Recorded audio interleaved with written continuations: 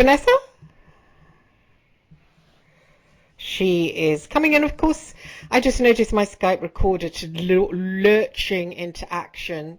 So everything I've said before earlier will be completely ignored. So I'd just like to say it's Spectre Detectives and welcome to the show. I'm doing an anniversary show about Max Bates. Sorry, Max Spiers. My brain has gone really weird today. Hopefully his mum, Vanessa, will be on the show at any moment. Vanessa? Hmm. That's odd. She's not coming on. Okay, let's take her out and bring her on again. Let's take her out and okay, let's try. Her little green light is on. Little green lights mean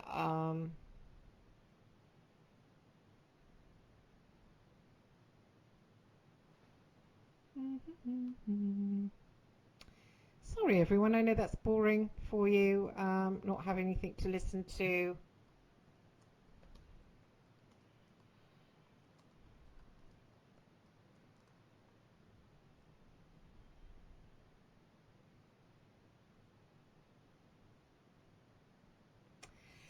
So I don't know what's happening. I am still waiting for my guest. It's weird. I have started wearing glasses and now I wear them more frequently. I find when I haven't got them on, I'm like not seeing well at all. It's pretty depressing, really. It probably means I need glasses to walk around in, so not just to read things, but sort of all the time. I'm just not seeing writing and all that. Where is she? Where are you? Come on. So that's odd. Still waiting. Still waiting to speak to her. I'm sure she will turn up. And of course, everybody knows Max Spiers, and this is his mother, and she sadly lost her daughter also, as well as Max, this year, along with the coronavirus. So that is I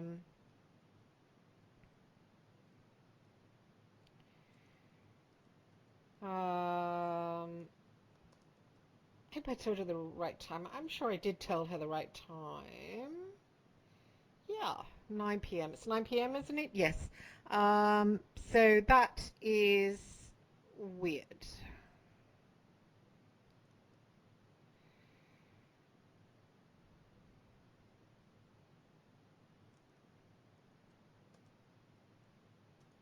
Just texting her. Um, Not coming at all. I don't know if everybody saw in the news today a 12-year-old boy was arrested for racist messages text to a football player. It's all really odd. Yeah, he sent racist texts like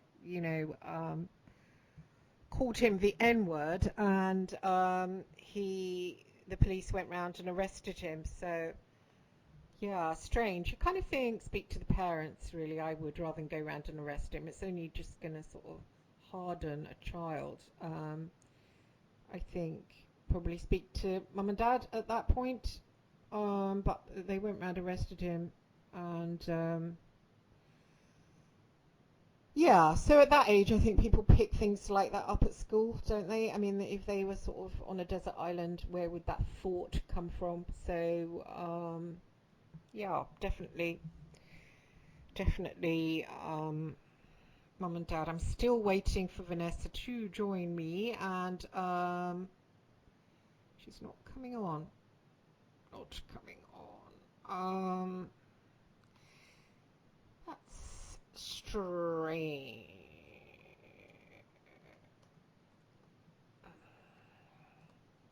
That's strange. I'm sure I got it. And her phone is green as well. It's green, and so it's strange that she's not answering, isn't it? Let me try again.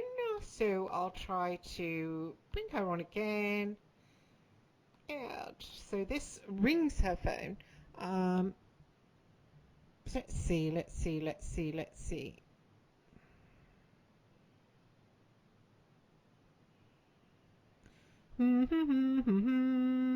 Not sure what to do the show about if Vanessa's not coming on. I suppose I could do a show about Max Spiers and talk about him. I suppose I could. Okay, so I'll wait for Vanessa. Wait for Vanessa. Let's just remove her there and wait for her. Wait for her to show. Um, Gosh, it's really hot here. Completely hot. Actually, it's really, really hot. I've been rushing around all day. Not doing well in life, I don't think, really, right now. Just worried about money, worried about work, getting older, and as you get older, obviously your capacity for earning diminishes. I think it does. Anyway, perhaps it doesn't. I haven't got as much energy as I used to have. I remember working in my 30s and sending an invoice out to the Sunday Mirror and saying to myself, this won't always be this way and you won't always be this age and, feather your nest. And I didn't listen to myself, didn't buy a property and, ended up in rented, which is not great at my age. It's really, really bad. And I kind of forgot to get married, which is something seems that everybody does except for me. And I kind of forgot to do that. I kind of think I'm probably one of those people that assumed it would happen, and you just kind of assume that it will come to you and it will arrive at your door. And I think when I met the psychic when I was in my early 20s, and he said, you'll meet your soulmate and he'll be called Jay, and this is the one for you. And I always thought, well, if you're told that, then you obviously think they're going to arrive at the door. You don't think you have to look at all. And he told me I'd have my son. He told me I'd leave my job and go to France and then come back and go to America, when I had no inclination of doing that at all. I was really happy in my job, and he said, you'll leave it within the week. And I'm like, no, I just found it. I really love it. It was a detective agency, another detective agency.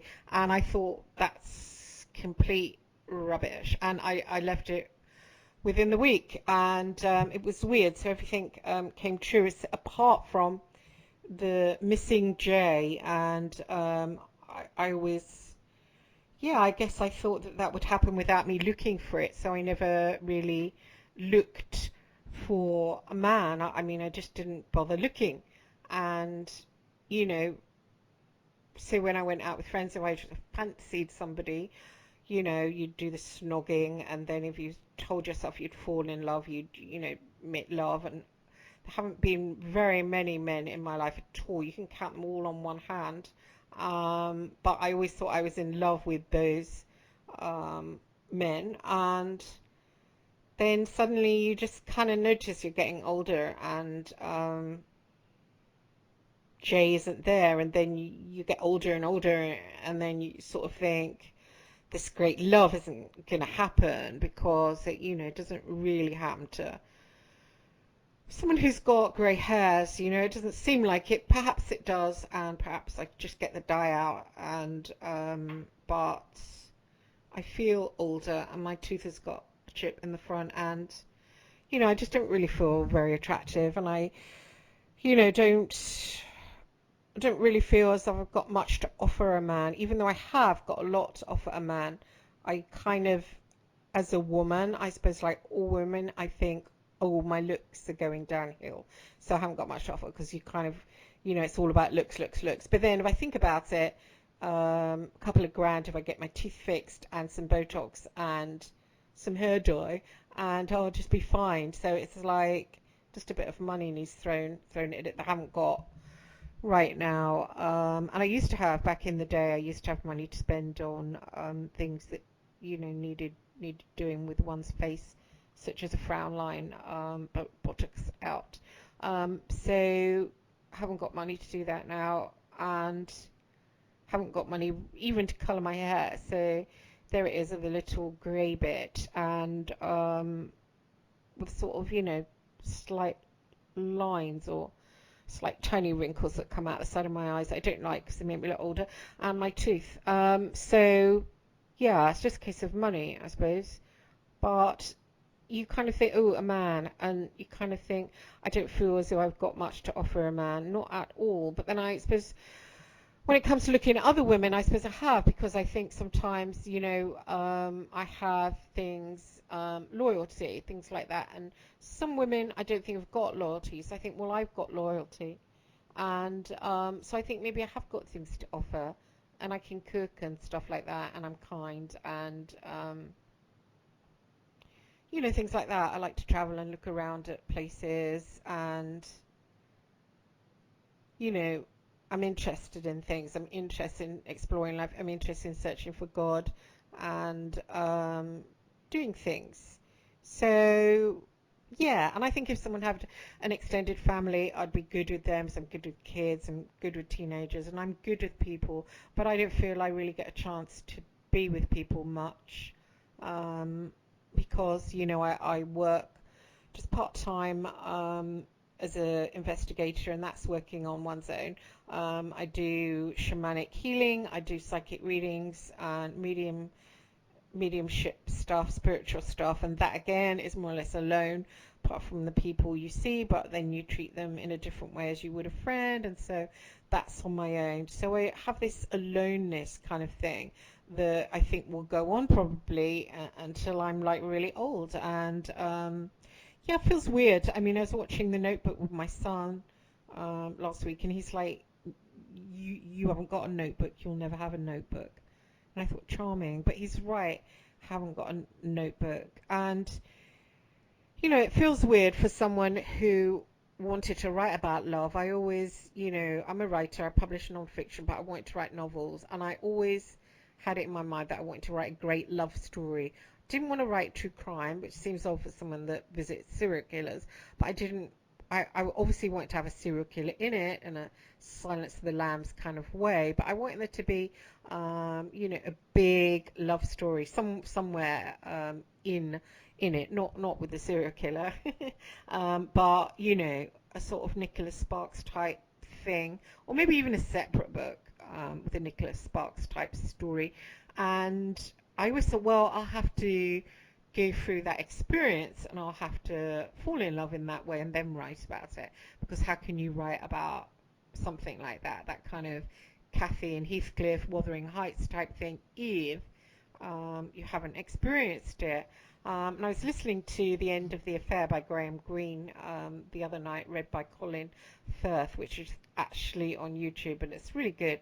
And that really was about an affair. And I suppose not having married and not gotten involved with all that kind of world of other couples, and you kind of also then don't know about things like affairs and leaving marriages and all sorts of stuff like that you don't know about because you haven't, partaken in that side of life. And so it just pushes you out of any chance whatsoever of writing anything normal if you haven't experienced even a failed marriage relationship, because you haven't got anything to write about. And I haven't got anything to write about. Haven't got that. Just had a series of short relationships with men that weren't really right for me, but that I was sexually attracted to, and that's always been my little story, that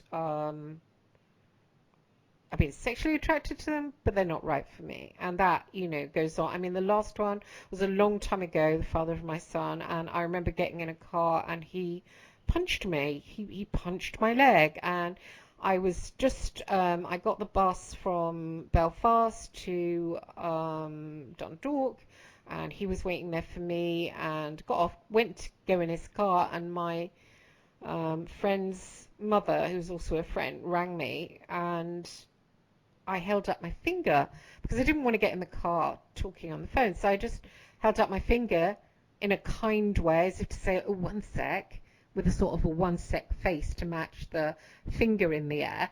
And it was literally like a minute, no longer longer than a minute. I'd just gotten off the bus, which more or less like coach. Just jumped off that, went to the car park. There he was on the car. I just went, phone rang. I went, oh, 1 minute, like that, with a 1 minute face. And I said to my friend, oh, yeah, see you Saturday. I've got to go now. I'm here. Just going to get in the car, go for, lunch, picnic, make love in the forest, which is the usual thing. And yeah, and I literally was off the phone in like seconds, because I don't believe in keeping people waiting. And got in the car, and he punched my leg. He sort of made a fist and went bang on the side of my leg, really hard. And I just went really numb, and then he skidded off into the countryside, and I felt very, very afraid. And we went to have dinner at a little restaurant, little pub restaurant. All should have been absolutely magical, in the middle of wherever there's that bit right in the middle of Ireland. But it was all very leafy and gorgeous, and there were glens and waterfalls and magical twinkling crystal water, and this ornate old-fashioned pub, and a meal. I think it was a buffet, and there was roast potatoes, beautiful food like you get in Northern Ireland. And I was just swallowing hard and feeling really bad, really let down, really betrayed, and just disappointed, really. Because I thought he was the one in a way. I mean, his middle initial was J. So I thought, possibly could have been. I was just told it was an initial. So yeah, I was really disappointed, and since he was the father of my son, and since then there hasn't been anybody, and my son's 17, so it's like probably a world record, but it's not as sad as it sounds. Being a single mother takes up all of your time, especially if you're a working single mother, which I have been. So it's like, I never let my son go without, and I would always give him all of my time. And we lived in Legoland and Chessington Zoo. So cool, how would I have any time to go out and date somebody? I mean, I just wouldn't. And I believe that I owed my son all of my time, and so that's what happened. And the time passed, the years passed, and very full years, and I have been happy. And at times lonely sometimes. I think it was when I was doing my research on the serial killer Kenneth Bianchi that because obviously he's got one side of him that's a man, obviously the other sides are like murderers and stuff, but having one side that's a man, and I was attracted to he's good looking, and I found myself being attracted to that man, maybe because I like American men, and he was very sort of intellectual, talked about a lot, talked about God, obviously been locked in a cell for 30 years is going to make somebody a bit different from other people. And so I'd been isolated as well most of my life. And so, yeah, so I did relate to him and did find myself feeling attracted to him, because it's probably because the only man around at that point, actually. And that was very weird, because I felt bad about myself. I mean, I was doing the school run, and there were all the other mothers were married and normal, and I wasn't, and there I was, love hearts around a serial killer, and I felt weird about that. Made me feel weird, especially as I was hoping to write a Nicholas Sparks type novel about, a love story, and then I began to think, could I write a love story about thwarted love for a serial killer? And I started to write it, and spent a long time on it. Yeah, I spent a long time. Began to think that maybe, in that weird, childish, magical thinking way, oh, this is meant to be. It's going to be a really brilliant novel, because he's a serial killer after all. And yeah, and so I wrote it, and obviously it was true, not that great at writing novels. My imagination seems to be non-existent. It was there at school, and I remember making up stories, reading them out to the classroom, but it seemed to, when I get older, disappear. And it has, it's just gone. Where's it gone? Don't know, but I had this passion to storytell, but my imagination's gone for a walk. So anytime I do have an idea for a book, I sort of have to live it out, really, more or less. And so I thought, well, this is meant to be this serial killer and I, and um, yeah, decided to do this story, but only thing he wasn't interested in me.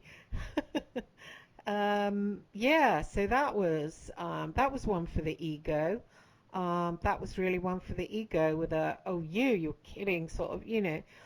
So no book was there. So I'd half written a book, and but it was utter madness if you think about it. It's like, well, how would that possibly work? Um, and it was only after I twisted that into some kind of bizarre non-fiction book did I meet up with somebody in the truth movement who said that I was a monarch and controlled to think in a certain way.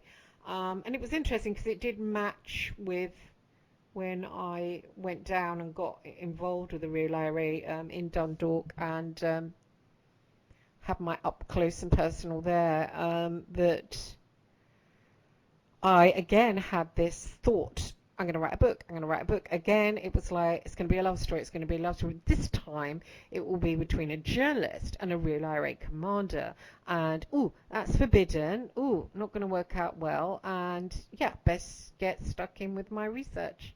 And when I met this woman in the Truth Movement, she said, oh, you're just jerked about like a puppet that's monarch mind control. They make you think those things, so you go and do certain missions. So I haven't really discovered what those missions are, but the Relay Ray one is obvious. I was down poking around in the house of their commander, who was later jailed, so that's pretty obvious what I might have been doing there. But the one with Ken Bianchi, not sure what purpose anybody would get through me going to meet that individual. I did have a moment with him, and I was sitting there with him on the first visit. I had two lots of 8-hour visits sitting with him, and the first lot of 8 hours. No, I think I cut the hours down. I mean, I did. I definitely cut my hours down. It's quite hard to sit there with someone like that. You haven't really got much to say. I think I managed 3 or 4. I didn't do the 8. I didn't. But you're allowed to. If you want to, you can. So it was in the middle of that visit where I just had a really weird something came over me, and I looked at him and I just thought of all the things that he'd done. This is a hillside strangler. He'd killed 13 women, tortured them, and it all flashed into my mind all at once as I looked at him. And it's not a good idea to sit opposite a serial killer and think about what they've done. It's a good idea when you're with them to push it down. When I met Ian Brady, I pushed that down. You know, it comes up later, but you can't sit with them and think about it because it's a lot to take. You know, it's too much for a human mind to take, actually. So yeah, it all came up in my mind, what he'd done, every single detail all at once. And I looked at him, I looked into those Nazi eyes, and blue eyes. They're quite gloating. One gloats, the other's kind of different. He's got weird kaleidoscope eyes. Nobody's interested in this particular serial killer. I wrote about him. I think it only sold about 1 copy. Nobody's interested yet. Hannibal Lecter, totally made up. Ooh, fascinating. Nothing like a serial killer, but 625 million copies. Never mind, whatever. But anyway, I felt almost like I was at the Nuremberg trials, and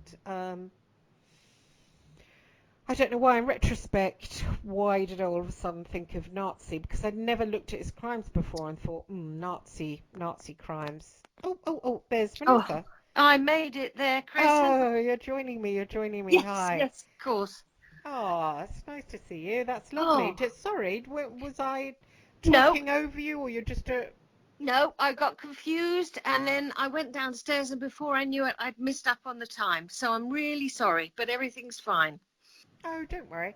Hopefully my tape will keep running, or hopefully maybe the show will come up if um, if they have an archive. That would be great. So how's things been with you, Vanessa? I mean, you lost your daughter this year. I mean, that must have been, I'm really sorry, to have heard that. I mean, Yeah. Becky, is it Rebecca? Her full Yeah, name. we call her Becky. Yes. What Yes, happened? What happened there? it was just unreal, completely different circumstances. And what happened was that she got sepsis. I don't know if you know about sepsis, but it's something I'd heard of but didn't know much about. And within about 3 days of feeling ill, we called the doctor, and the doctor said she needs to go to hospital. And then she was in the hospital, and I think it was 4 days later she had died. They couldn't get her blood pressure up high enough because the sepsis had traveled to her heart. It was the most I mean, unbelievable. It's like a story you would never believe unless it happened to you. Hmm, that's So terrible. yes, that's what I'm dealing with Becky. But I don't know, because I didn't catch what you were you talking about Max at all, Chris, or not at the moment? Yeah, yeah. I kind of was leading up to it, and Yeah. then you came on, so that's Yeah. okay. Oh, Um, good. Okay. yeah, I don't know where we are with recording the show, Hmm. because Revolution Radio is in chaos because the owner died. Oh God. So yeah, so of cancer. So Mm. sometimes they get an archive and give me the show, other times not, which is a Yes. bit, yeah. It's a bit Yeah. annoying. Yeah. But yeah, we can begin to talk about him now. It's the show's going out live, Right. so hopefully some people are listening. Yeah. Someone's listening. Yeah. But Yeah. I'm yes. sure. Of course. No, I was just thinking about it this morning when I was thinking about talking to you and thinking, well, there's an awful lot that's known, obviously, about Max from people who have an interest. Um, there's been a lot talked about, discussed, and so on. But there's also been, quite a few things that I would say over the last year, there's been an awful lot said about Max. And of course, I listen to it all, as quite a few people do, and quite a lot of complete misinformation and things that have been said that are wrong. Hmm. And that was really what kept playing on my mind, actually, as much as anything, was the fact that he can't speak for himself, obviously, and that I just felt myself thinking, I need to say something here. This is wrong.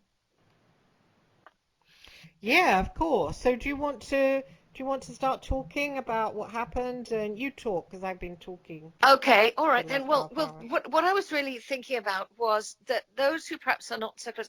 There's a guy, and I'm assuming this is all right. There's a guy called C.W. Chanter. His name is. Oh yes, I remember him. He came on my show, but you'd never think Yeah. it because he doesn't acknowledge me now. It's like, oh, I've got more subscribers. I won't speak to you. Oh, Go away. really? Yeah, Okay, 'cause I think he is pretty popular now. yeah. And I've been listening to him for a while. Actually, it was somebody who said, "Look, he's speaking about Max," and that was very soon after Max had died. And he's a very intelligent guy, and he is very funny. I mean, I find myself drawn to him, Hmm. but he sort of thinks I'm delusional about Max, and he's said this a few times. He's very respectful when he talks about Max, and he's talked about Max a lot over the last few years. But the thing that he doesn't seem to understand is some of the facts. Like there was a thing, without jumping around too much, there was a program that was on the radio. Do you know Tim Refat Oh yes. and Duncan Davis, isn't it? Hmm. And they did a thing about Max. I don't know if you listened to it. I think it was a three-parter, and it was about Max and Orlando Bloom. I didn't listen. What did they say? It was really weird because they talked, as I say, it was three parts, so it was probably at least 3 hours, if not more, probably more. And they were talking about the kind of dynamic between the two of them. and that it was always destined that one of them was going to go through and be successful, and whatever happened with that one, the kind of reverse of it was going to happen to the other, and that they were kind of intrinsically bound. And it went on going into depth about things like the fact that Max went to school with Orlando, that they were pretty close for years at school, which is all absolutely true, that Max kept in touch with him, and that there was this dynamic between them ever since they first met. He wasn't Max's closest friend, but they did go on holiday together, actually with the family a few times. So this program went out, and Rifat was quite scathing about Bloom, and said some pretty, he's quite extreme in the way he speaks. So he said some quite extreme stuff negatively about Orlando. But he also commented on the fact that there was something rather significant about Max. Apart from what he said, the significant thing was the fact that he spoke with knowledge, and that he wasn't just a flash in the pan, and that he had some significant insight into the realms and the things that he spoke of. So he talked about that, and talked about the fact that Orlando was his godfather, which is absolutely true. They got Max got christened late, because I hadn't had him christened, but he decided when he was about 13 he wanted to be christened in Canterbury Cathedral, and he didn't have a godfather because his dad, or the man that brought him up, Colin Bates, my husband at the time, he wasn't into the Christian faith, but Max decided that he was, so he needed a godfather, and he chose Orlando, and Orlando was his godfather. And so it went on. And then Chanta picked up on all of this, I would say about a week after that broadcast went out, which was about 3 months ago, something like that, and said, it's absolutely ridiculous to suggest that Max was friends with Orlando Bloom. They're making it all up. And then, and went on to say, that very few, because Rifat said that Max had been all over the newspapers. I don't know if you remember, Chris, but yes, actually, I'm sure you do. When Max died, which is coming up very soon for 4 years, about 3 months after he died, it was all over the newspapers, and I mean all over the newspapers. Do you remember that? It was like he died, and I had spoken to you and made contact with you, but then suddenly it was like it was all over the front pages of the newspapers. Yeah. And that blamed me for that, but no, there was somebody on one of the American channels, I think. Oh, I know, Ed something. I can't remember. Fella, yeah, it's a bloke who pulled you in on it all. But actually, it kind of came out of nowhere, because it was such a strange time delay, wasn't it? And then suddenly it did hit the news. And I was surprised, and obviously then I started to speak out, and things were somewhat okay, apart from certain people who were claiming all sorts of connections with him, in terms of being his fiance and so on. So that again, then I started to get this agitated feeling, because I think what annoys me the most is the idea that people could use his name and say things that weren't true. I just get this feeling with him that he's listening, and that he's going to say, or he is saying, what the hell are you talking about? That's a lie, and especially when somebody's not alive, to be able to speak for themselves. So Max is listening, you mean? Yes, there's been a lot of people who have spoken to him, haven't there? A lot of people channeling. I had Joanna Greasley came on. She channeled him last week.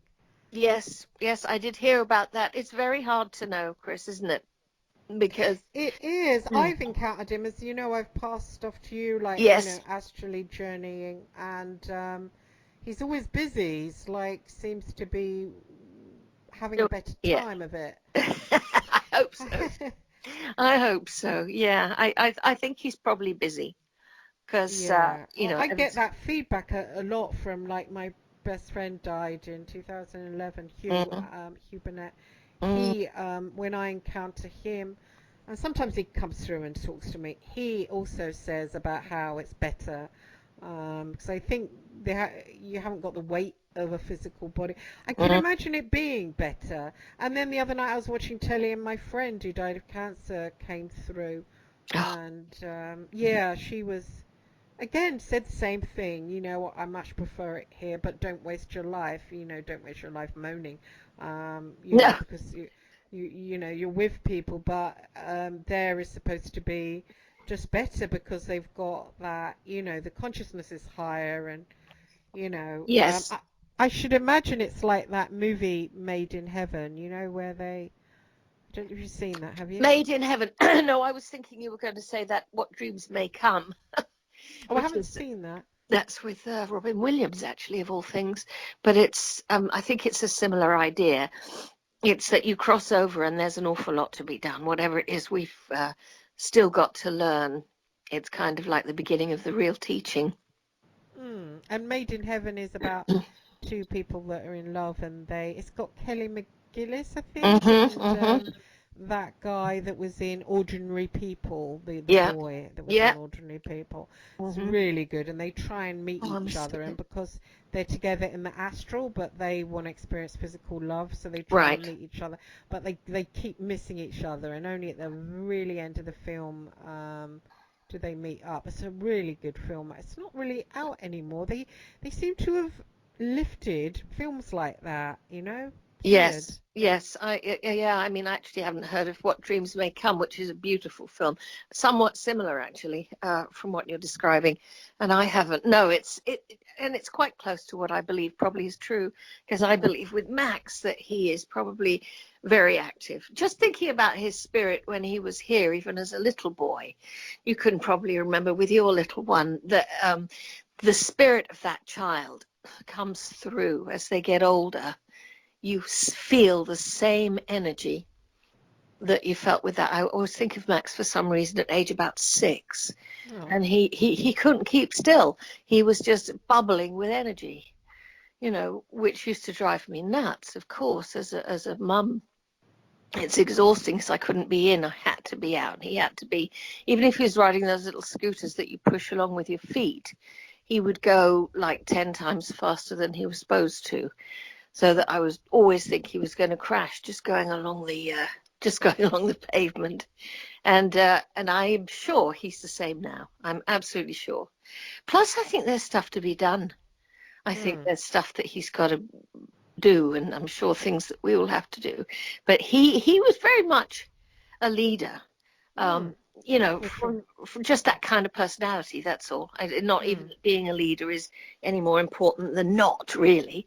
But Mm. he just was that way, and he had that kind of energy that people were drawn to him, Mm. and so he just automatically took that position up. But very gentle and Yeah, I kind. enjoyed having him on the show. It I was a good remember. few, I think 4 or 5 shows. Yes. And I was asking him to co-host Mm. when he When it all passed went away. down, yeah. Yeah, Oh, yeah, I know yeah. it was awful. I couldn't really. Still so hard to believe, isn't it? Someone that's such a big part of a movement to sort of disappear. And after Yes. he left, it was exploded into something ugly, and I don't think it Hmm. exists anymore, really. No, no, and it's like I remember when I was saying to you, thinking this morning about the people that sort of wrong Max, or just get the wrong impression of the kind of person that he was. A lot of people have said, oh well, he just regurgitates David Icke's No, that's work. not true. And it's not true. And if they'd only known him from the time he was a little boy up way through before he even knew of David, he was his own man, and he was always talking about this kind of stuff, and read and read and read way before he knew David. Then he heard of David Icke, found that it was in many ways a kindred spirit, and somebody who had incredible knowledge, And so he read everything that David wrote because that was the nature of the boy. Hmm. But to say that he just latched onto him was such an injustice, you know. I thought, good God, then you don't know him at all. I don't think many people listen to that. I mean, No, no, I didn't. But people say that about David too. They say David copies yeah, Jordan Maxwell. yeah, I had heard that. That's true as well. It's people just seem to want. Some people, it shocks me the way some people get so angry Hmm. about somebody who really, I mean, if you don't like what he says, well, fine, don't listen. Hmm. That's the way I look at it. Hmm. But for some of the people that I see online that I don't know at all, it's like this rage or this feeling that there's a delusional mother there who Hmm. doesn't see her son for what he is. And it was never that. It was never that. He really was his own man. He did what he wanted to do. We were very close, but his ideas and his belief system was founded on his own personal knowledge. And I read it, I get angry and I find myself going to write, no, that's a lie and you don't understand. And really it's a waste of time, isn't it? And if anybody knows that, you do. It's people writing things about you that are not true and that Hmm. misunderstand you, or in this case, my son, and this rage comes over you. And Hmm. you want to sort of shake them and say, listen, this is the truth. Here's the truth, like it or not. But I guess those people, I am learning. And I can't imagine what it's like if you're a huge, big star, what it must be like to read some of the stuff that's printed about you. Well, yeah, I know Tom Hardy's mum, as you know, Anne, and Mm-hmm. he doesn't like it either. He goes through and looks at things and then tries to get it taken down legally and just doesn't like it. It's really Yeah. upsetting. There's a lot of spite around these days, I think. Yes. I mean, Max tried to, I call him a stalker, on Amazon, and just it went on for 3 years, and the things they were saying were just, really nasty, Mm, and it if I look back now, I think it's definitely demonically charged. yeah. And I sent Max a picture of this person because we'd done a show, and he said he seemed upset, and we got cut off after the show, and he made the effort to get back in touch, Hmm. to hook back in and ring me, even though we were Yes. both tired after talking for 2 hours. Yes. He made an effort to come back on, to speak to me, on Skype after, and he said, let's sort this out. Your problem is making you upset. I can feel it. And I said, it's this troll, like stalker. And he said, send me a picture. Hmm. And he said, make it my problem now. It's my problem. I don't want you to think about it anymore. Mm. And but he said, he's not human. Yeah. See, that is, you're talking about Max there when you say he said, right? Yeah, Max said, yeah, he's not Yeah, that human. that would be something that Max would be watching something on television, and he'd look at somebody who was presenting it or whatever, and I'd say, "Oh, look at that person," like you do, because you just think they look a bit off, and he would say, "Well, Mum, come on, that that's not a person, that's not a human being," and I would think, Really? "Oh my God, yes," and now, even funnily enough, today somebody came on, and I said to my granddaughter, I said, well, that's not a real person because they had a look about them, and so I do think Yeah. that's true. Well, yeah, I pick that up. Sometimes I'm watching something, and I think I did it with Lady Gaga in that Yeah. thing she's in with Bradley Cooper, and I just Hmm. paused it and I looked deep into her eyes, and I thought, you're not, you're something different. Yes, it's something different, whether it's alien or whether there's just a different feeling, as you Yeah. say, looking into the eyes, there's something off. And when you get that, I don't think there's anything you can do. You're Hmm. fighting against a force. You can say to them whatever you like. You can correct them and say, yes, he did know that person or whatever, and it won't make a blind bit of difference. Nor will they care Hmm. I about the wonder. I wonder accusation. what those people are. I mean, are they Mm. demonically charged? Are they part AI, or are they just aliens? Mm. I think. Mm. I think they're probably slowly taking over, Yeah. probably in power, and we don't know it, and we're just, you know, Hmm. Yes. schmucks. I think we have that sense um, that something is not right. But we can't take it to take it that step further, to be what you've just suggested, is a huge leap. I mean, it's just incredible to believe, and yet it probably is so. And it's like with AI, we are it's happening, and we're not really, we can talk about it, but do we really believe it? Do we really believe this can be happening?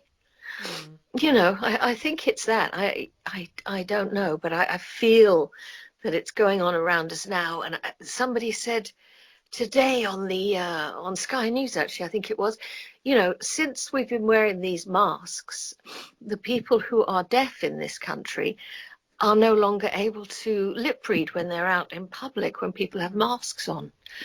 And that it's really, there's many, many people in this country who are deaf and rely on lip reading.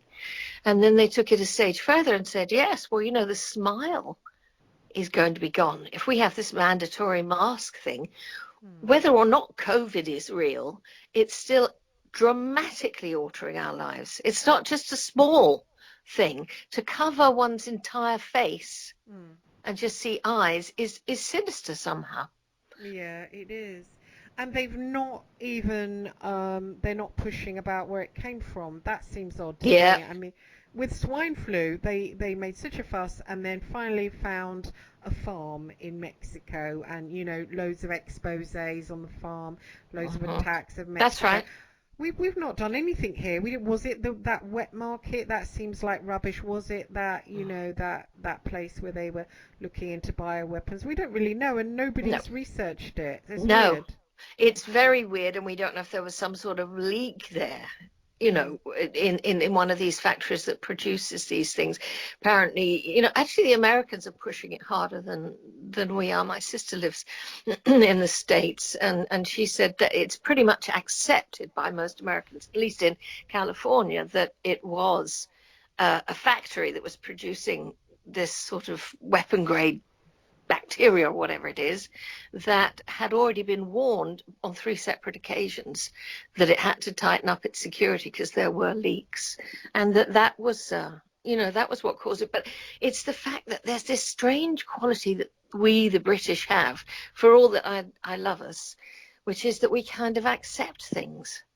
You know what I mean? We kind of line up and listen and say, oh, well, we got to keep 2 meters different distance from each other, and so we better just do what we're told because it's too dangerous, not to, and don't question on a certain level. I don't know, Yeah, we don't. I mean, I felt a sore throat and a bit off sort of ever since it's started, and then I was reading in the Guardian, they're saying that something about it being a precursor to something, and it's just going to lie dormant inside of us and then get triggered at some point. Oh God! I know it's depressing. It is. That's what a lot of people are very frightened about. And going back to Max, it's something that I quite often in this since March, I've thought I wish you were here just to see this, because really we're living. It's unbelievable. If you'd said that this was going to happen, 6 months before, it would have, if somebody had actually, I think a couple of people have actually said something like this was going to happen, and nobody would have listened. Nobody would have believed it. And now suddenly we're living it, and we are absolutely helpless apart from to listen to what they tell us. There's very little we can do. And I don't think there's jobs. I mean, John Lewis now is losing staff, and Boots. Oh, really? Is Boots gone? Yeah. So many jobs, and I mean, and just everything's changing really fast. And there's something up with the atmosphere. I don't know if you found it. Yeah. You kind of like the days don't seem like the energy is linear. It's almost like every minute can change the last minute, and you sort of, I don't know, I feel more like forced into the minute, and it's almost like your awareness sort of is pulled into each minute, rather than linear, where you can remember an hour ago. And predict. I think that's been taken away from us, that ability to know what something's going to be like based on what it was, the day or the week before. That, for most of us, I think is very confusing and very frightening. Yeah, you're right. There's no, yeah. There's no predictability. Always there's the unexpected. And, my God, I've lived it in these recent years. But it's still, nevertheless, you sort of come back to knowing, well, this is this. And that tree is that tree. And, those kind of things, those sort of focal points that see us through each day feel like they're all in a washing machine. It does. Yeah, it does, doesn't it? Yes. Definitely feel that. Yeah, there's nothing to hold. It's like being on a bus that's moving and you've got none of the poles to sort of grip onto. Yeah, like one of those buses that you see traveling through India. I've never been, but I always think there's stuff full of people all bumping down those roads, in the dust and everything, and not knowing where they're going and just holding on tight to the handrails, and I feel a bit like that. We don't know, and somehow everything that we thought we knew has been pulled from us. And most people are pretty frightened about it. And when people get frightened, they do what they are told. That's an instinct, I think. If you don't know what's going to happen, then you rely on someone else who you think does, and you listen, just for self-preservation. We're just going for a break. Can you mute your mic? And it's just like 3 minutes, and then come back. No problem. Oh, thanks, Vanessa.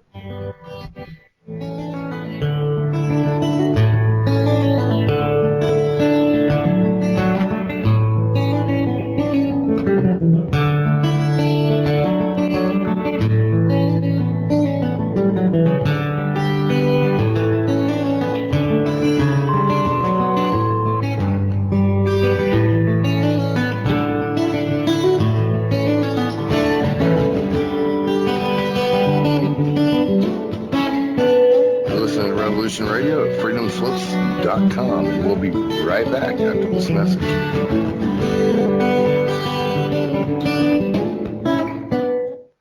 Many years from now, would you be willing to trade all the days from this day to that for one chance, just one chance, to come back here and tell our enemies that they may take our lives, but they'll never take our freedom!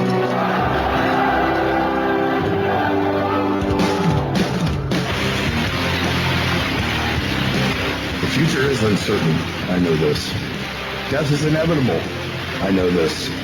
But one thing is certain. As free men, it is our right to live unencumbered and in peace. And those times are quickly drawing to an end. And in these times, peace is certainly an illusion. And as the chains grow tighter, our ability to slip those chains increase incrementally with every passing moment. Inaction is no longer an option. It's time to raise our voices like a cacophony of thunder and lightning and tell the masters no more. And this is Nighthawk, and I say, for myself, no more. Revolution Radio, freedomslips.com, because the freedom is slipping away.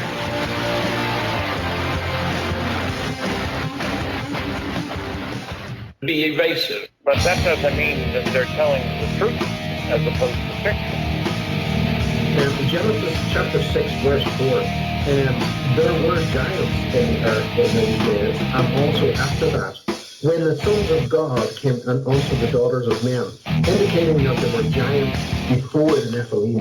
And sons of God, plural. They weren't talking about Jesus coming down. No, that's right. Yeah. I'm Steve Crawford, host of Factor Theory Live. Join me every Sunday night from 10 p.m. till midnight Eastern Standard Time on Revolution Radio at freedomslips.com. Check it out.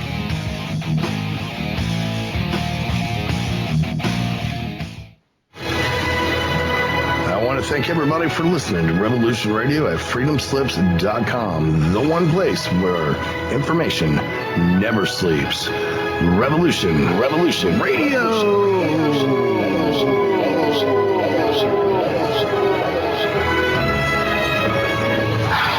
right, let's show them what we got.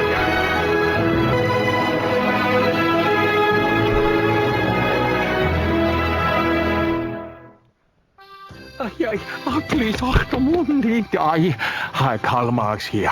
I am all seriousness today, my friends. There is this show you must not listen to. The Ultimate Remedy with this guy, LB. This guy has figured me out. I hear it on Tuesday, and he is telling the truth. I mean lies. Stay away from this guy. Where's my good hairbrush? Anybody see me? Mama! Want to learn more about the Marxist agenda and other important stuff? Listen to The Ultimate Remedy with L.B. Bork, Tuesdays, 6 p.m. Eastern, right here on Revolution Radio. All right. Thanks for listening while we took that short break here at Revolution Radio, freedomslips.com. And yeah, we're going to get back to your host.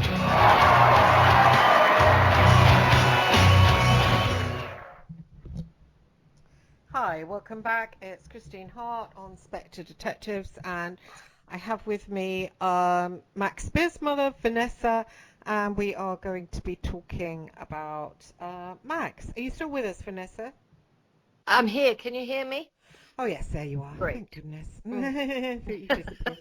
No. So, yeah, it's odd times, and it's a shame Max, isn't around. I mean, he was really good. I remember when he was speaking on Channel 4, talking about the reptilians. It was really good.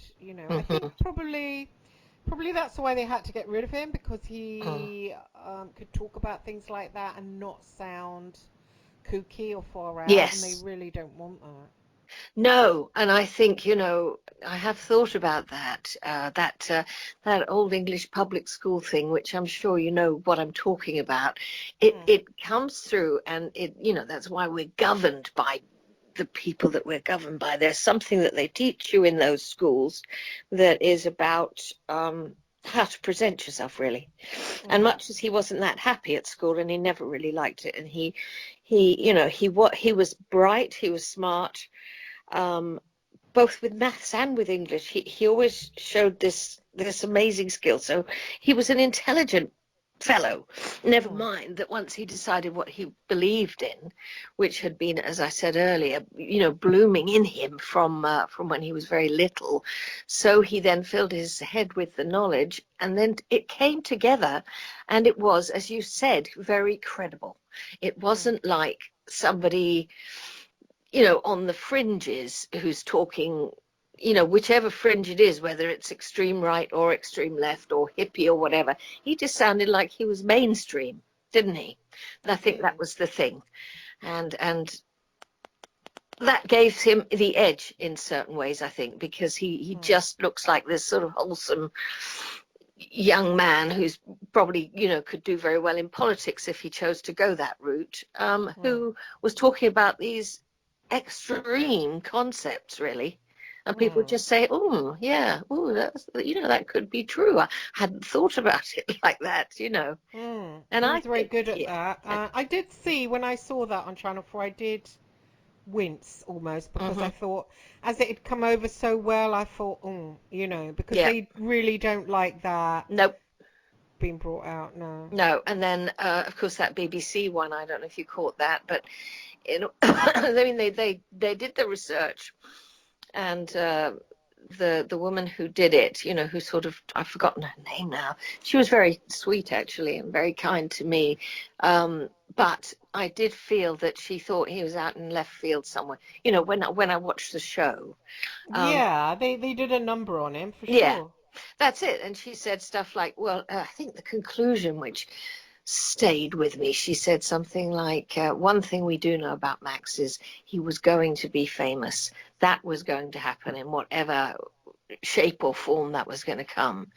And I felt, when I heard that, I thought, well, that's undermining the truth that he was trying to put out there. Because it wasn't his desire to be famous. He could have gone into many other fields. Had that been his calling, but it wasn't. He felt this information he was giving out was important for people, and that absolutely is what it was. And nobody pretended he was a saint, or certainly I didn't. He was a pain in the neck in many ways, but the truth was the truth with him. and he Yeah, wasn't doing anything else. he had a lot of knowledge, and it was, it was really interesting. Hmm. Like I lost interest in doing the radio show because I would just let him sit back.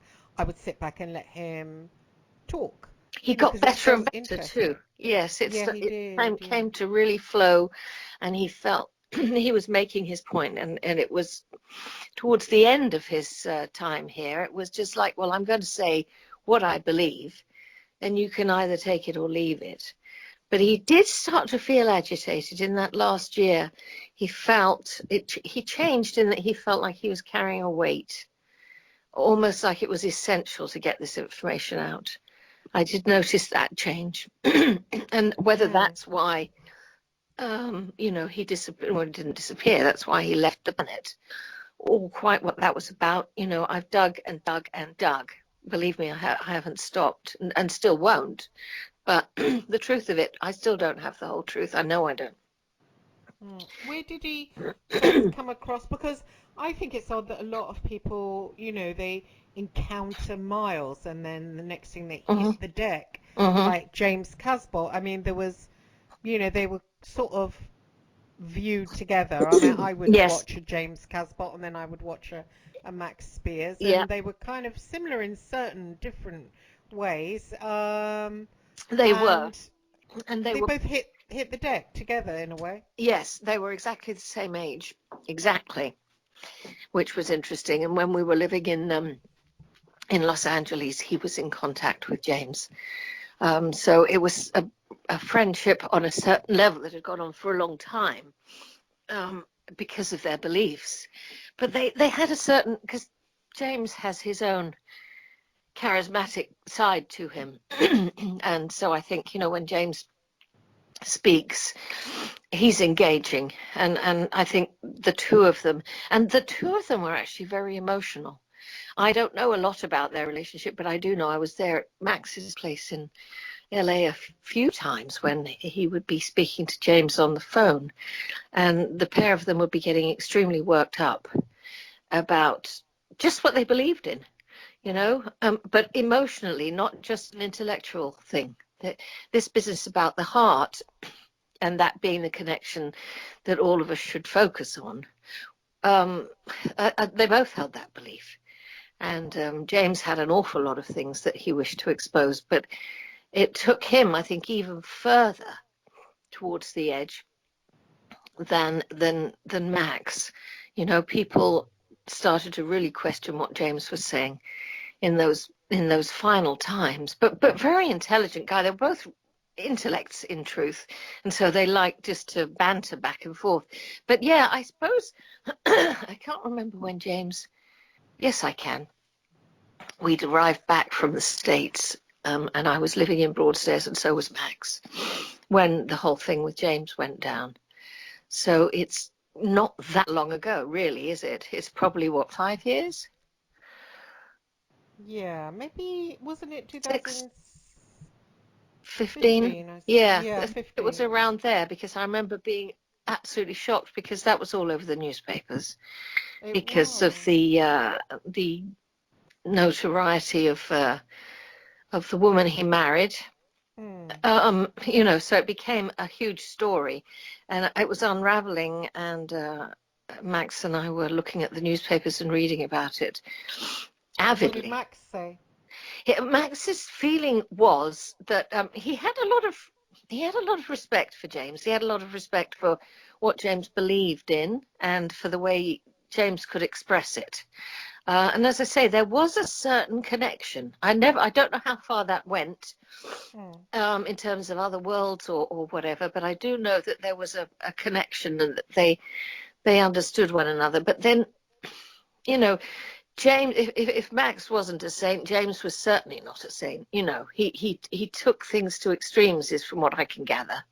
So when Max heard about some of the exposing that was going on Mm. from James to his then wife, Mm. Max stood back from that, and I remember talking to him about that, and he was saying, he's taken it to the point where people won't listen to him at all, because Mm. he's made it all about sort of earthly things, you know, um, Mm. like blackmail, And he also felt that James was misunderstood, and he understood that himself because, he'd experienced some of that too. But, as to where, well, of course, we don't know where James is now. I haven't heard a single soul that's talked about where he is. You haven't, have you, at all? No, No, I nothing. exchanged a few letters with him when he was in prison. They were a bit gobbledygook. They weren't like normal. I did think that he'd probably lost his mind. Yeah, you do. Yeah. So you felt that there was a decline in his actual clarity of thought. Massive. Okay. See, I had absolutely, once Max died, that was the end of it. I knew nothing. And that was before that decline happened. So, but had he been in, but he was imprisoned then, right? Yeah, and he was in prison a while, I think 2 years or 3 years by then. Yeah. And that's a long time. It is. I think for something like that he must have felt sucked into, and must have had magical thinking around it, like, oh, because he did say things like, now this is, our child is going to be this, and I'm going to be that. And right. It must have been a lot of magical thinking. Then he must have thought, oh, it hasn't worked out, but I will still be a multi-millionaire or something, and then started doing, bad things. Yes, but it was funny, really, because he was in such a position before the decline that he really had achieved things that were quite unbelievable. How he ever managed the whole situation and wound up having a child with a multi-millionaire like that is, if you think about it, that's extraordinary. For a guy from, where's he from, Cornwall or something?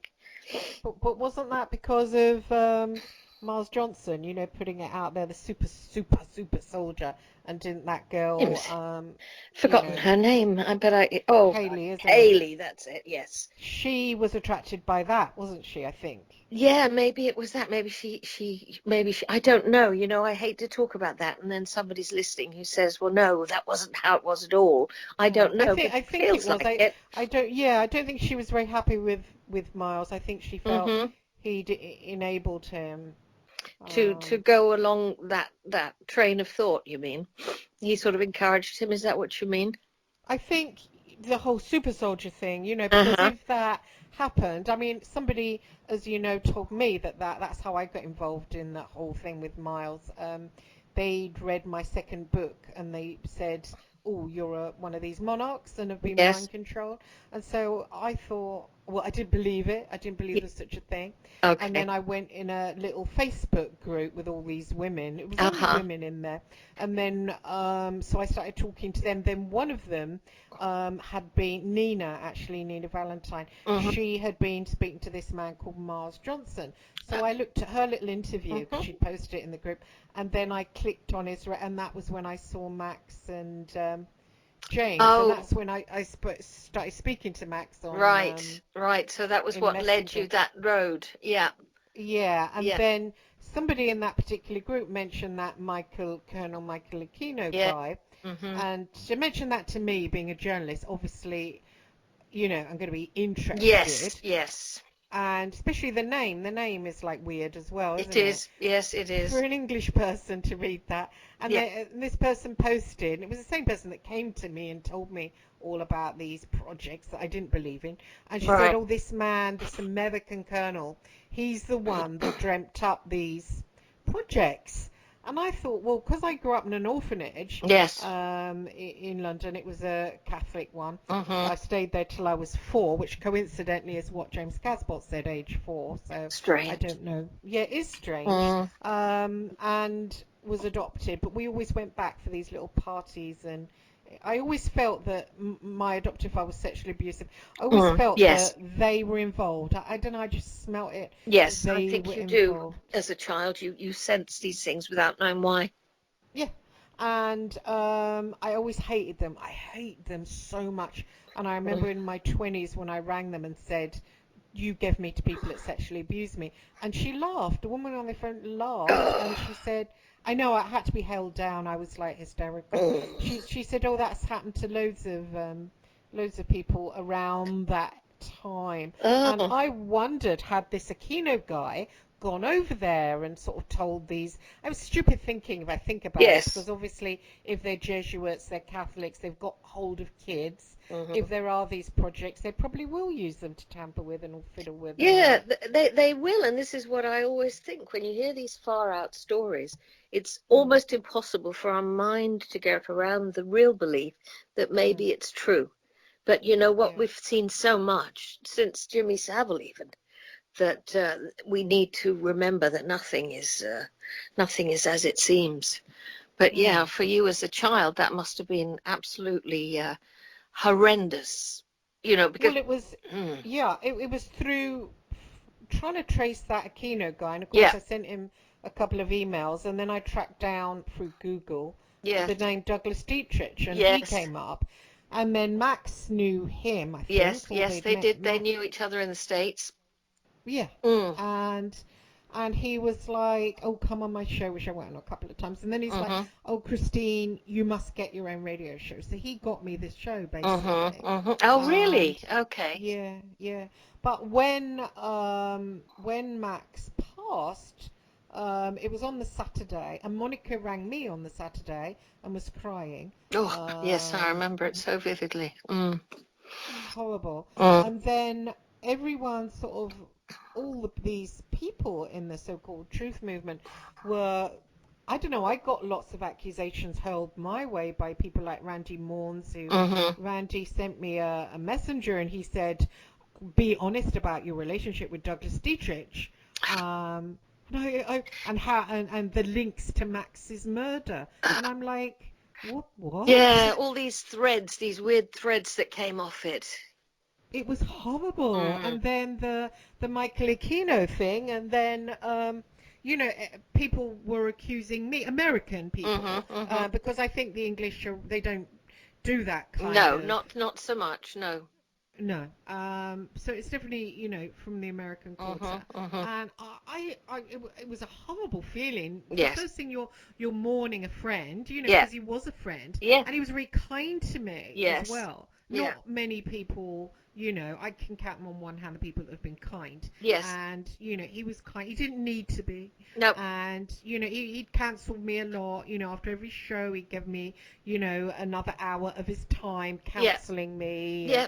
And, I'd not listened. Yes. And he was like, open your heart, and why are you Yeah. angry about that? You can't just be angry. And I'm like, what the hell? Yeah. Albie, you're so peaceful, Max. Yes. You're so peaceful.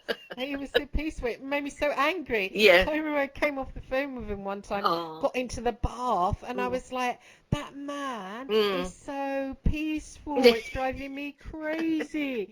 And I was like, where's the James Casbolt one, the mean one? Yes, he I've got the certainly nice showed his anger more, I think. But you got to remember also that Max had a stinking awful temper. So I think I know he'd been working on that for years and years, and that was his goal, was to find this peace through the work that he was doing.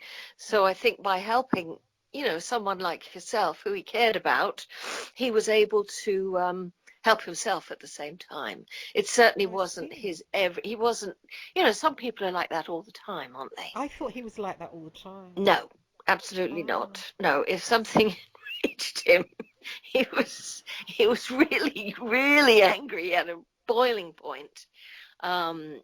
And he's Capricorn, so he's right on the 22nd of December, so he's right on the, what do they call it, cusp, and he comes up as 0 degrees Capricorn, which many astrologers, and me included, believe that they are like the pure essence of the sign, and that Capricorn the goat, it's like unflinching. This is what I believe, and it's I am the law, I think, is the phrase that they use for Capricorn, and he was very much that way. But if that goat was prodded enough, especially if it was somebody that he felt close to, he would unleash, and that was right up till he died. That he certainly hadn't reached any guru point in his life, that's for sure. And he was very protective. Like, I remember one time I said, somebody somebody in your Facebook was a bit mean to me, and he goes, I'll block them. Yeah. Like, straight away, you know. That's And I'm it. like, oh well, maybe it was my fault. No, I'll block them. Yes, that's it. That's right. Because yeah, I mean, I'm not actually like that. I tend not to. I tend to ignore, but to jump around blocking people, it feels a bit it feels a bit like, well, then you don't kind of like keep your enemies close, I suppose, is what I'm thinking about. I'd rather know what's going on a little bit than just cut off from them. I'd like to know the little bits that they say to other people. But Aquino, I mean, obviously is very central to my or Max's story, because Do you in that, think so? well, I think, I think that if that, that third video that was out there of Max, the one where he is dying, I call it his dying video, because he's very close to death in that, and you can see it and hear it, and well, you can't see it because there's nothing visual, but you That's can hear it. depressing, isn't it, It's to hear? ghastly, absolutely. I have never listened to it from beginning to end straight through. I can't. It's that bad. But the fact that he keeps referencing Aquino and the rage that he felt towards Aquino when he would talk of him make me think, he wasn't stupid. Why was he pulling this name forward like that?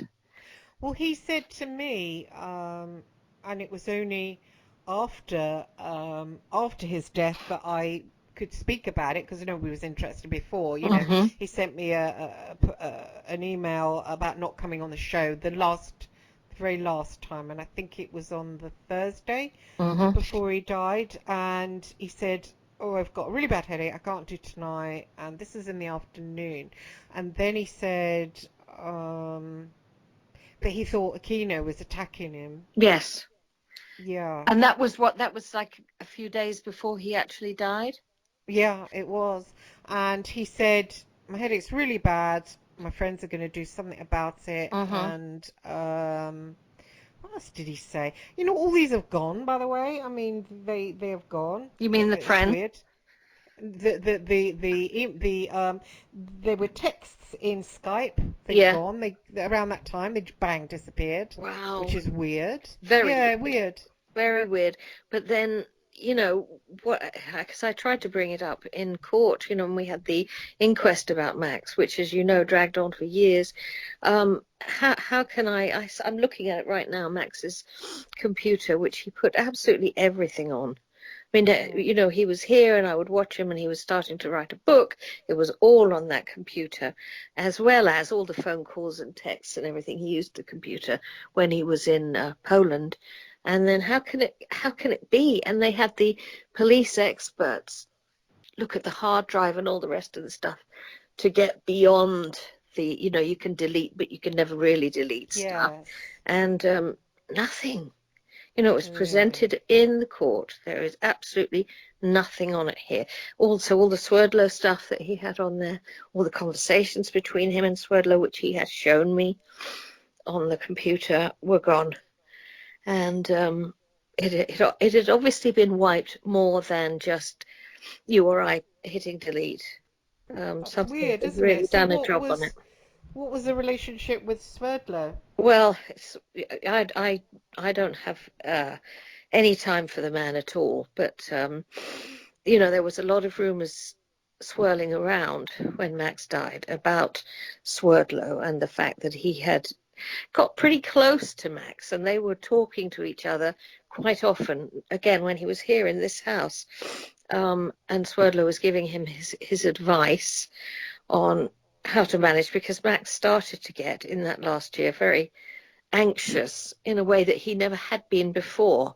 I think as his name became a little more known, he started to worry.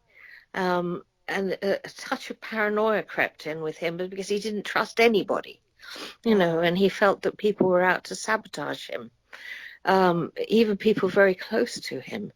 Now, I don't know whether or not there was truth in it, and in fact, there probably was. So what did Sverdlow suggest? That he isolate, that and step away from all the people that he was close to because he was being handled, and because the people who were handling him were dangerous and evil and out to destroy him, that kind of thing.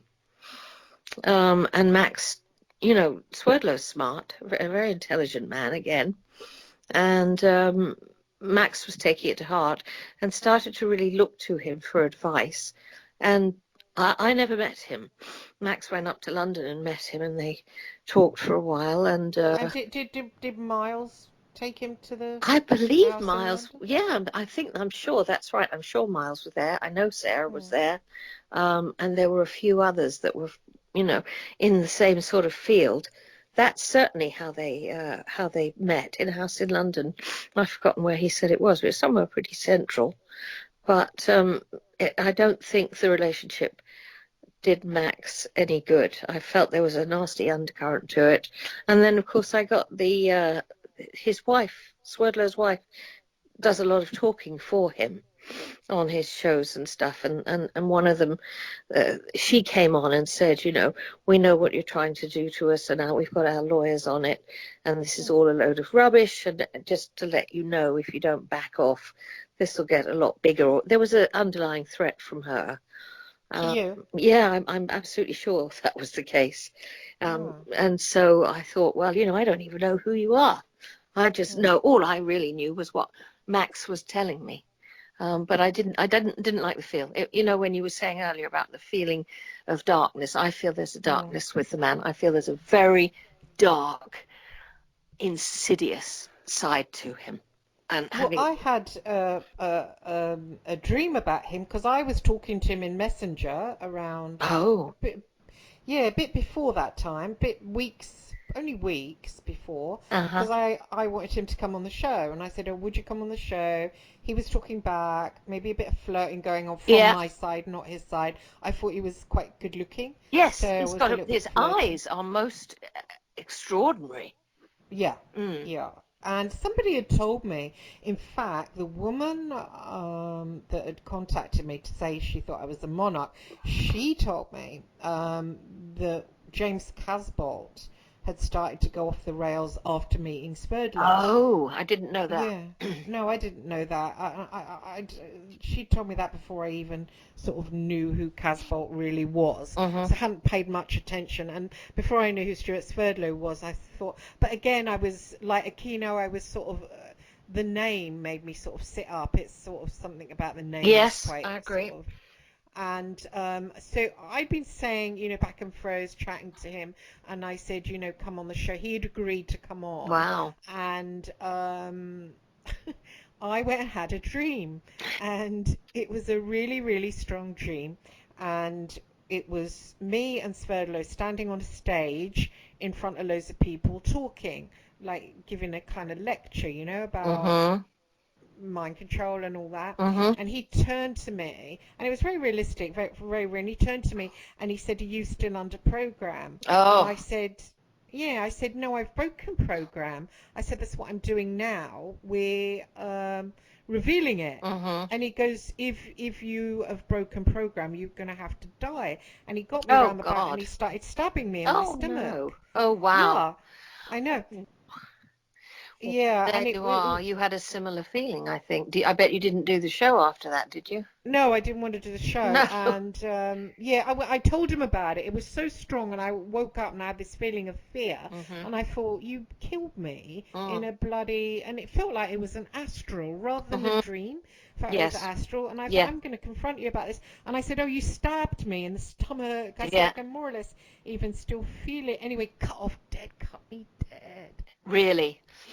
Cut me dead. Next thing, the wife appears, and she says, Stuart won't be able to do your show after all. There you are. And she steps in and kind of takes the reins, and probably that was a good thing. But I certainly felt Max was pulled in for a while there, and those eyes kind of mesmerize you. I'm just talking from looking at a photograph, is that there's something very powerful about the guy, and I felt it was in a negative way, but I think initially not. Maybe it's a Russian English Yeah. competing. He's Russian, isn't he? Yeah. And Yes. isn't he intelligence services linked? And I don't know. Yes, but I also watched a thing on YouTube about a bloke who had met him in the States and who did, you know, when you can go to Stuart's house and do like a 3-day training with him and dig deep into your personal psyche and that kind of thing. And this man did it and said he had actually a bit similar to what you described. He had this, and he was a very down-to-earth kind of person, the way he was speaking, that something happened with him on the astral where he saw Sverdlow for what he was and then had the most horrific nightmares and looked back on his experience with Sverdlow and said he remembered. It was like he was in a sort of dream when he went to his house. And then after that, once he'd had this sort of insight, so he changed his whole perspective and said there was some terrible images, satanic is what he felt the house was, and that sexuality was used a lot with the man, and that he described him as pure evil. So I think there certainly are those out there. And he said on the YouTube thing, he said, and you can sue me or you can come after me astrally, do whatever you want, because now I know you for what you are.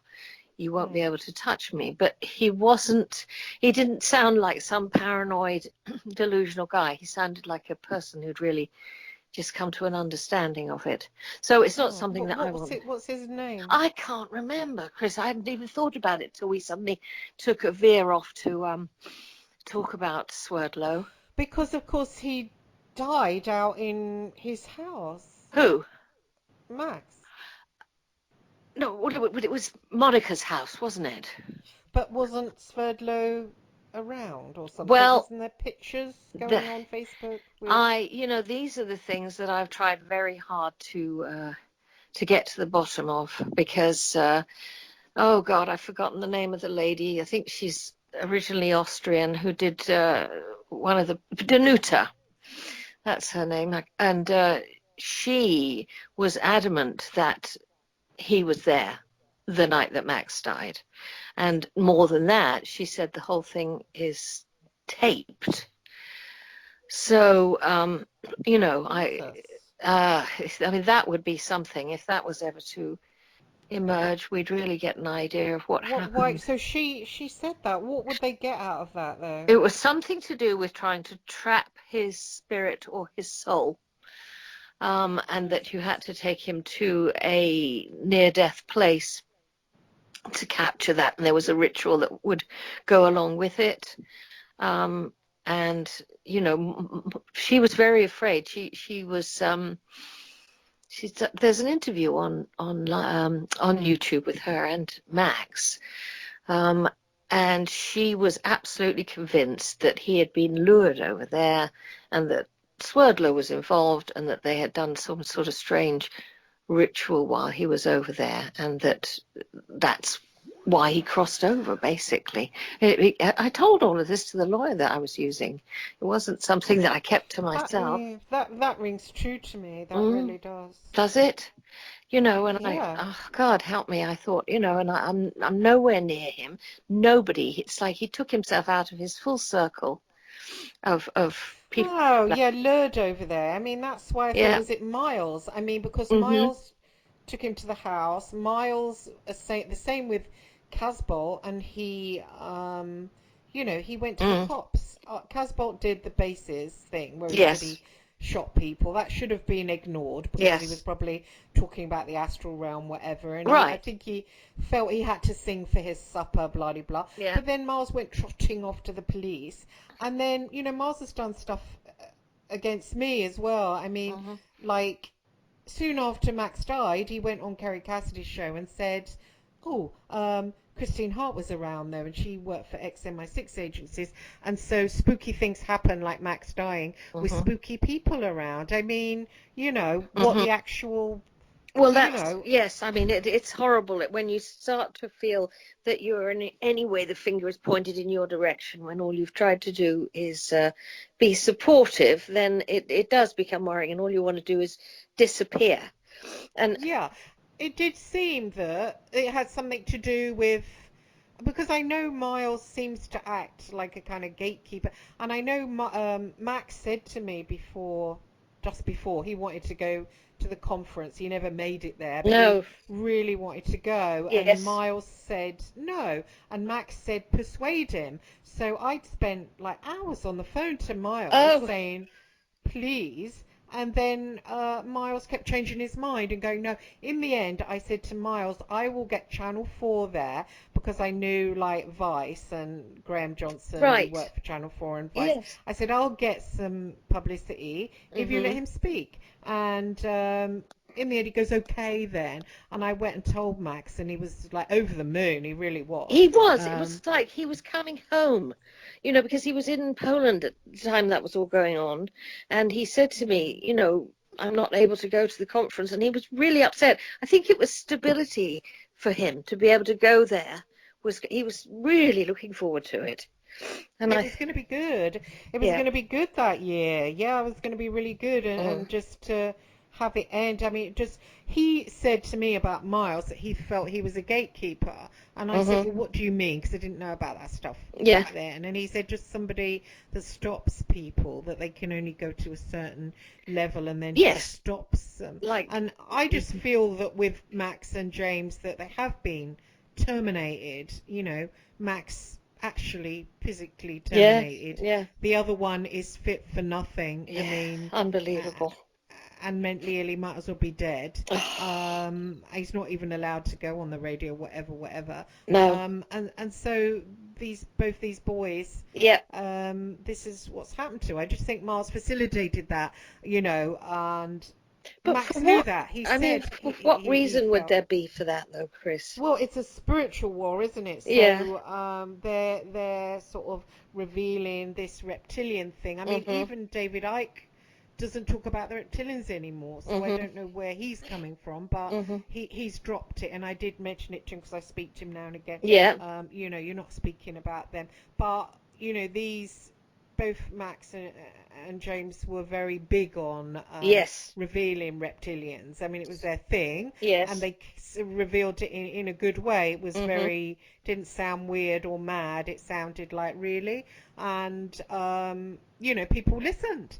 And so you get like a spiritual sort of, you know, don't want this revealed, so they use certain people. They use certain people as gatekeepers. They use certain people as a sort of a net to sort of catch them in. And sort of, you know, and I mean, I know Miles deep down has a feeling of, oh, people like that who are weird, people like that, they switch and you never know what altar they're going to be in. And he actually did believe that people like that shouldn't really be left running the streets. And so he had that sort of point of view. But again, the Aquino thing, I'm not sure where that fits in with it, whether that was a red herring or I don't know, or you know, I heard a lot of people say that he was just an old man, and he's Aquino. 85, and I believe he's got prostate cancer, prostate cancer.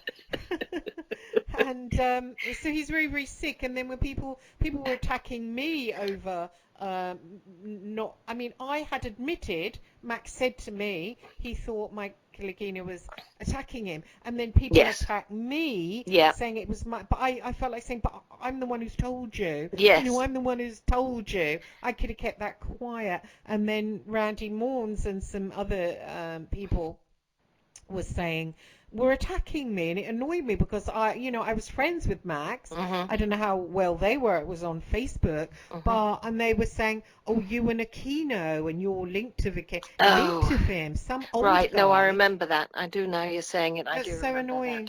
That. Over in America, that I had just heard of, and that I believed that I was a victim of. Of Aquino.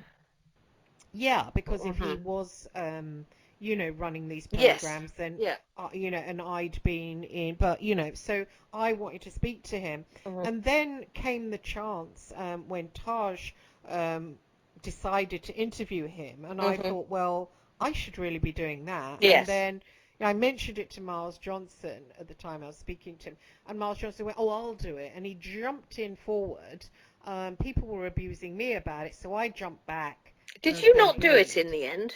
I didn't do it in the end because people Oh, were battering me yeah. and saying, "Oh, you evil and you like Yes. evil," and so I thought I can't handle this, and I No. backed off. Mhm. But I would have asked him about the Monarch projects. Miles didn't even mention it, and Yeah. he made to give this really, insipid interview where Yeah. he didn't bring up those projects, which should be the main point, Yes, really. so But he that's what didn't bring people them up. think of with him. At least certainly I do.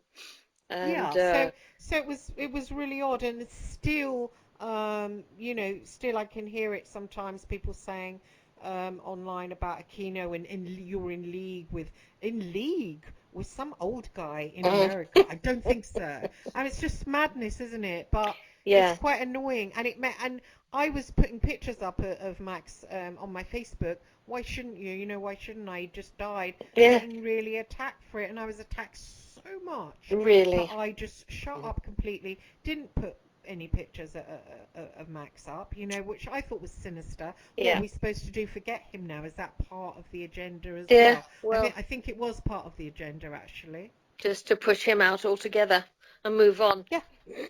Could very well have been, and somehow he wasn't going to have that. Even from wherever he went to, he managed to keep himself in the in the spotlight in this sort of field. So that wasn't going to work. But yeah, I think that the fact that Max was using that name, I still think that the fact that he was using the name Aquino in the last interview, it means that the man clearly had some major significance for Max, and I suspect Mm. for others, Mm. But where it Yeah, came because from? didn't Casbolt speak about him? I think Yes, Casbolt he spoke did, about him at definitely basis, did. and he said which I thought was weird. Presumably, Miles Johnston went to the cops about it. I couldn't have walked into a police station and sort of told them stuff like that, but never No. mind. He said he was cut open. He went to Kino's house and was cut open, and Oh, his liver was eaten out in a ritual. Yeah. oh, oh my Lord. He said Oh, that at I would have loved to have been in the audience. I would have just said, "Let me see your scar." But I think he kind of lifted his t-shirt and said, "But the scar's gone now." I yeah. mean, But it was you know, all you don't, very. as you say, a lot of this, I hear people speaking like this, and it could well be, metaphysical. It's on the astral. It's not I think so too. Yeah. something. I think, we sense that something's going on and that somebody's messing with us, Hmm. but it's not literally actually what's happening. I Hmm. mean, that's what I think with it. Hmm. But I still think it's worth listening to it. Like you said with Sverdlow, if you've Hmm. experienced that, Hmm. then it's telling you something, and you need to listen. Hmm. I think Akina was wrapped in some kind of way. I mean, after I'd sent him this email asking him about the projects, he came to me, pulled me out of my feet, and I knew it was him because I'd seen him in pictures. Hmm. And I've told the story before, and I won't say again what this Mm. encounter. But then for a whole week, I couldn't go to sleep properly. Like, as soon as I laid my head on the pillow, I was pulled out and taken somewhere where he was and his Oh, wife yeah. and other people, and they would like taser me and ask me who I was and what I Hmm. was doing, just taser me. And that went on for a week, and I had to go to a local spiritual shop and Yeah. say I'm not getting any sleep, because as soon as it was like abductions, Hmm. and as soon as I put my head on the pillow, I'm being pulled out and I'm finding myself in a room. And at the end of it, on the last day that it happened, there were greys involved. There was Aquino there, and there were greys involved, and they were sticking. So I think he's a really quite strong character involved in all these bitty bits that are going on with aliens and Yes. mind control projects, for sure. Yes, yeah, I think that's what I felt, and he's another one who's got, never mind the eyebrows, even if you take away from that, the actual look in the eyes is a strong, powerful look, isn't it? Yes. He looks like he's got some, I don't know, I mean, I guess he sees himself as a magician, doesn't he, really? Or, He must be. I would have loved to have talked to him about that, mm, and yes, but no, I was pushed out, and makes me, I don't know, I feel bad about that, about Yeah. things like that. A missed opportunity. Yes, because even if he's 85 now, certainly his history is fascinating, and I think, I've heard oh God, who's the other guy who knew Aquino, who we were just talking about? Douglas Dietrich. Yes, he has quite some stories, doesn't he? But he said something terrible in a show recently, and it was awful. He said, "Oh, Christine lives in Kensington. I don't live in Kensington." And he said the reason she can afford to live there is Michael Aquino pays her rent. I'd like someone to pay my rent, I can tell you. And then he said, unbelievable, that Michael Aquino arrives at my house, he switches me into altar, makes me think that he's George Clooney, and then Aquino goes and rapes my son. Oh, What? now I I remember know, you getting enraged about that. I couldn't believe it. Yeah. Firstly, my son is, he's like 6 foot now, and he's Yes, like, I've seen. he's chunky, and again, Douglas Dietrich, he's very slim and effeminate, but he's not actually. He's No, not. he's got a very masculine look to him. I I can know, tell you. and I don't know why. I think Douglas Dietrich spoils himself by coming out with stuff like that. Yes, that's extreme, and obviously isn't the case. I mean, we know that, but some of the other bits about Aquino, I suspect, certainly in his earlier years, were true. I think he does have some incredible power. And I guess you don't lose it when you get old. He's an old man. 85 is very old, but it doesn't mean the power goes away. I think perhaps if anything, he's not out there doing stuff anymore. But I don't know what kind of mind control the man has. I don't know. I've never encountered him. All I've seen is those weird pictures. But I still can't let go of the fact that Max was talking about him so much. Right before he died, to me, says there's something there. But it wouldn't have stopped me if I'd have been. I would have interviewed the man. It wouldn't have been like, oh, don't speak to him because he's evil. No, these people need to do an interview that really questions him. Of course, and it's annoying, isn't it? That, I only sent him a few emails, and people are like, oh, you're in with him, and all of a sudden he's my buddy, someone I don't even know. Right. It's crazy, and that kind of craziness spoils things. Yes, I think it does. Spoils it, because then you back off. I backed off. Yes, right. I don't left think I it should to have others, and as you say, it needs it. But I don't know what he's like. I didn't even listen to Aquino speaking because I think it was too close to the whole business with Max, and I thought I don't think he's going to be caught out. He's got to be an intelligent guy, and he's not going to. It would have probably been very difficult to drag out of him any real truth. I think he might have said something. I spoke to him in the last email around the time Miles Johnston emailed him when I said, can I? And he said, if you're going to come out with all that stuff about monarch mind control that doesn't exist, then no way, because it's crazy. And then I said back to him something about, oh, you don't believe in there's such a thing as a dark shamanism, a dark shamanic, imprisoning altars. You don't believe that's possible when you're a magician. And he came back and said, look, if the Monarch projects existed and I talked about them, I'd end up dead. So obviously I've got nothing to say. So that was like an admission. Did he really? Yeah. Well, that is like an admission, isn't it? It is. It is. It also implies that there's somebody much more powerful than he. That's true. And Douglas Dietrich said that they're mostly off-world, which I couldn't get my head around. But then now I'm thinking, obviously, these people die, and they're there, and they're powerful. And oddly, whenever I came off air with Max, I saw one of them, and he looked like that. He looked like that actor Sam Elliott, but he used to look. I saw him astrally just go from looking like Sam Elliott into a reptilian form and then back again, like really quickly. And whenever I'd been talking to Max on air and come off and thought, oh, that was a good show, I would feel him like grab from my neck in like a dark, right, kind of saying, I don't like what you're doing. And that was the telepathic communication. He was saying to me, I don't like what you're doing. Watch it. And I told Max, and he said, I get that too. He said after I've come off on air with you, Yeah. a strangling, like someone's grabbing at my throat. It is the throat, and of course it was the throat with Max in that last interview. It's, that will silence you as well as kill you. All the throat chakra is the one that they seem to go after with Max. Sometimes he, completely lost his ability to speak.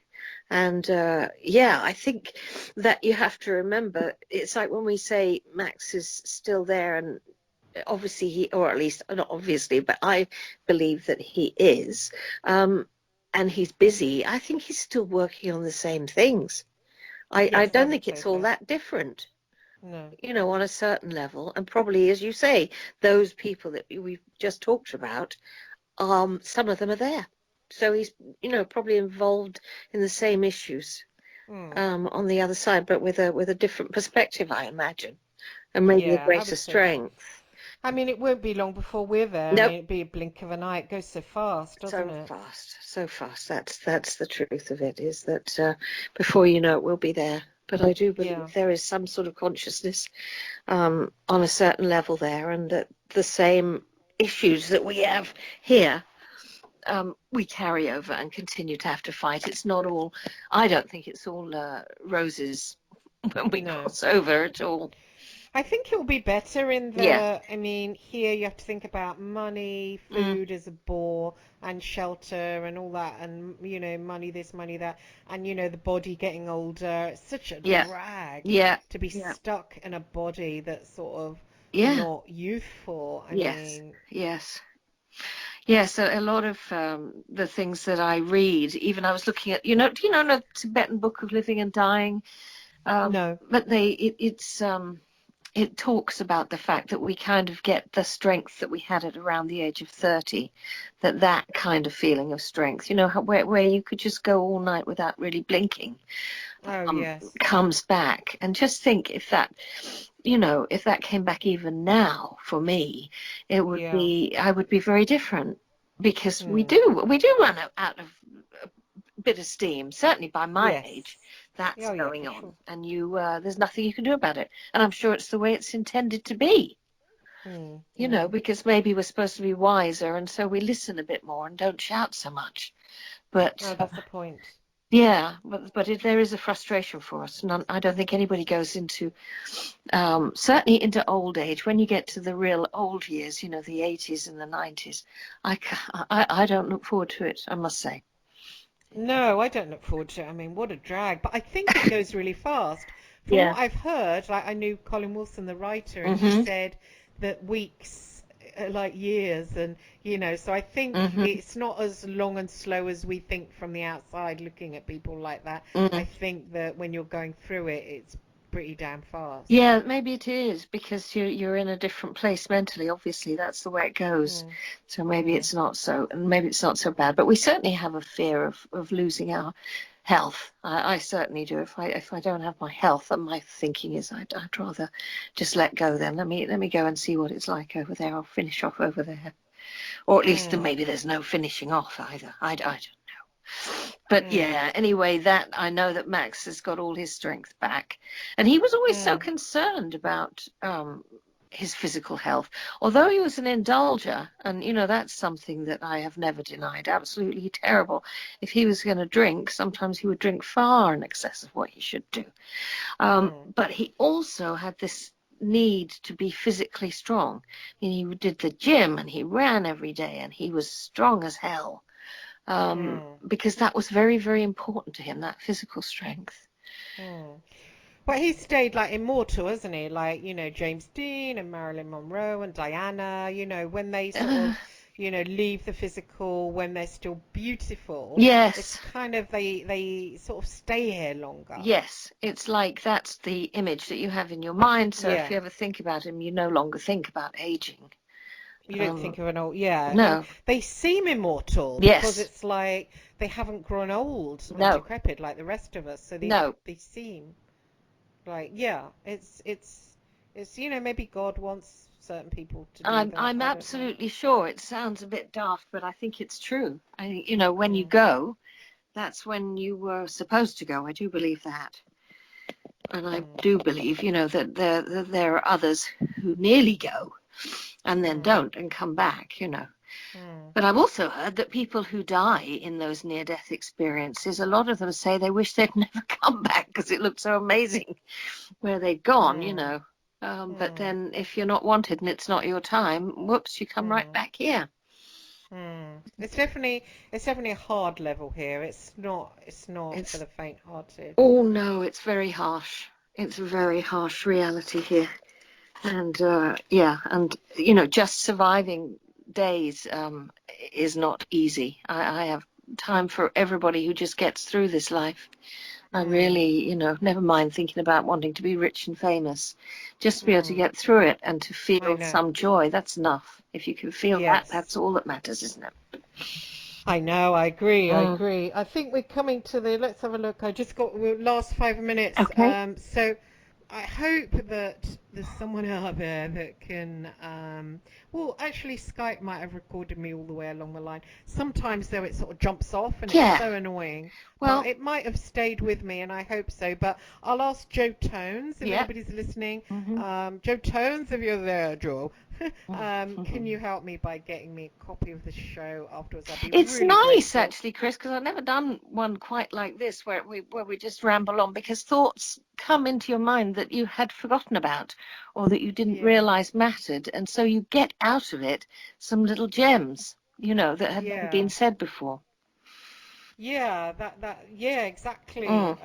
It's been good. I'd like to, get it back and put it on YouTube, and that'll be nice. All right then, Chris. Well, I'll leave you to close down then, and I'll speak to you soon anyway. Oh, lovely. Yeah. All right right then. At the end. Oh, brilliant. Oh, bye, Vanessa. Bye. Thank you. Chris. Thank you very much for joining me. All right. Bye-bye. Take care. God bless. Bless you. So that was Vanessa Spiers, Max Spiers' mother, and everybody knows Max Spiers, so I won't bother blithering on about him. I think I'm going to be cut off come to the end of the show. And there's the music. Thank you very much for joining me. So message for Joe Tones, if you can get the show. It's Vanessa, and in memory of her son that was murdered in 2016. It's the anniversary show. If anybody can help me get a copy of it, that'll be lovely. And thank you all for listening. God bless.